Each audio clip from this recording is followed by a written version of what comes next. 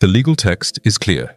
Article 13 allows any member to leave NATO 1 year after notice is given. So we proceed from a simple procedural fact. A vote passes, notice is delivered. The clock starts. 12 months later, the cornerstone of the alliance is gone. The United States is a non-belligerent. This is not a story, it is an audit. We assess the balance sheet of force, using only verified inventories, real deployment timelines, and documented logistics. Emotion is a statistical error. Only the arithmetic of power remains. From the first moment, the deficit is architectural.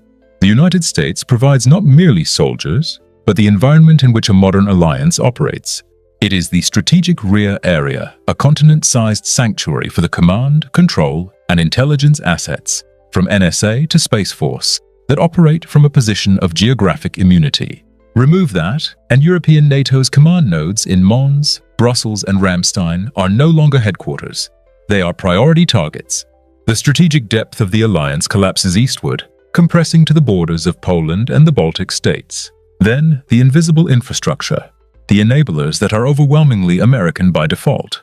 Approximately 90% of the alliance's airborne early warning and control, the AWACS planes. Roughly 80% of its air-to-air refueling tankers. An estimated 70% of its dedicated strategic intelligence, surveillance, and reconnaissance capacity. The preponderance of deep strike standoff missile inventories. The JASSM, the TLAM. These are not weapons.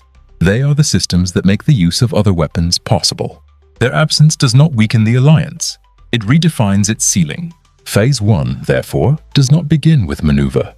It begins with immediate, forced contraction. Now, model a conventional contingency on the eastern flank. The scenario is a given. The context is new. On paper, European NATO strength is formidable. 1.5 million active personnel, thousands of main battle tanks, and advanced combat aircraft. But paper is not preparedness. The core failure is integration. European militaries have spent decades optimizing for interoperability with the United States, not with each other. German logistics, French command systems, and Polish artillery protocols are not dialects of the same language. They are different languages. The American military has functioned as the universal translator. Remove it, and the coalition stutters. The machine hesitates. The land campaign would necessarily fall to a coalition of the largest remaining powers: Poland, France, Germany, the United Kingdom, Turkey. But their strategic vectors diverge. French interests anchor on the Mediterranean. Turkish policy is consumed by the Aegean and Syria. Concentrating a singular massive effort on the Suwalki Gap or the Carpathians becomes a problem of political will and logistical strain of an unprecedented magnitude. The air campaign reveals the qualitative hollowness. European air forces possess exquisite technology, but lack the mass, the deep magazines of munitions, and the vast support ecosystem for a prolonged peer conflict. Modern F-35 fleets are only in their infancy. Without the American fleet of E-3 Sentry AWACS and RC-135 Rivet joint aircraft, the situational awareness picture dims. Without hundreds of dedicated tankers, combat air patrols are chained to their bases. The initial phase would not be a collapse.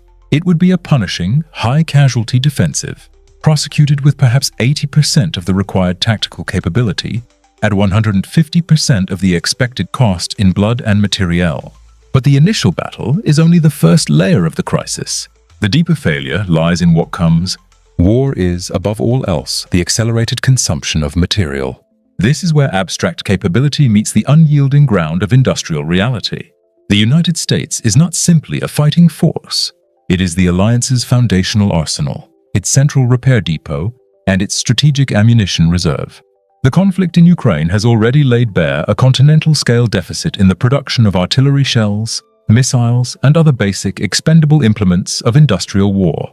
European NATO stockpiles of precision-guided munitions, modern anti-tank systems, and advanced air defense interceptors would be depleted in a matter of weeks. In a high-intensity opening, perhaps only days. The production lines required to replenish them at a wartime rate do not exist. The transition to a war economy is not a matter of months. It is a project of years. Concurrently, the maritime domain becomes critical and vulnerable. Control of the North Atlantic, the lifeline for any reinforcement from Canada or the British Isles, defaults to European navies. The Royal Navy and the French Marine Nationale are highly capable but numerically limited. They lack the dense, persistent anti-submarine warfare networks and the broad airborne maritime patrol coverage that the US Navy provides. Sea lanes become contested, not secured.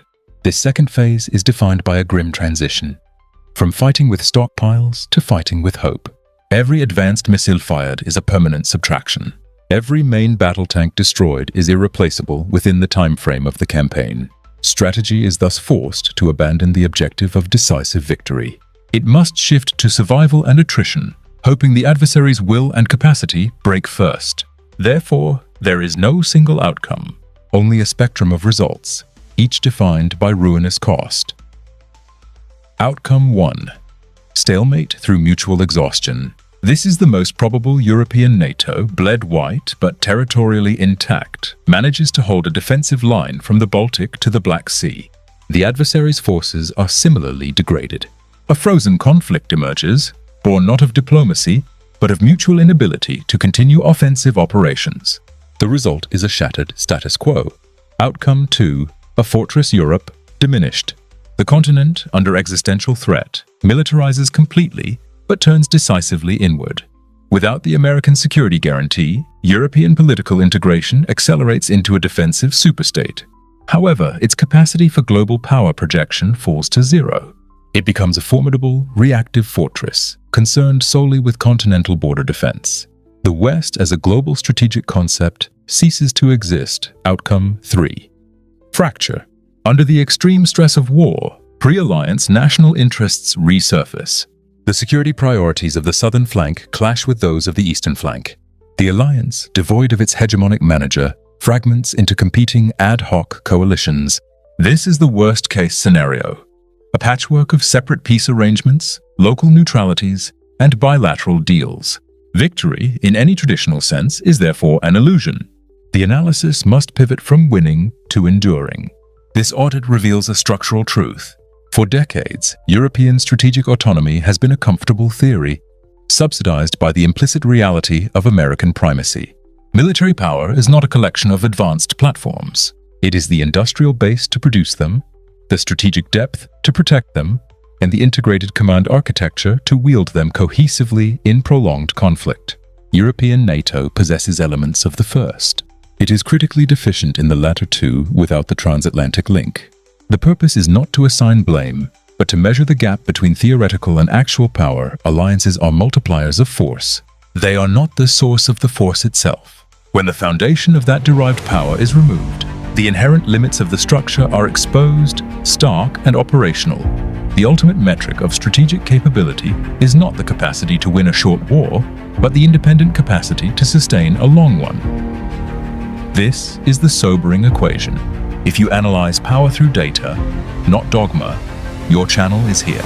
You think in systems, subscribe to Think Cell. The next analysis awaits.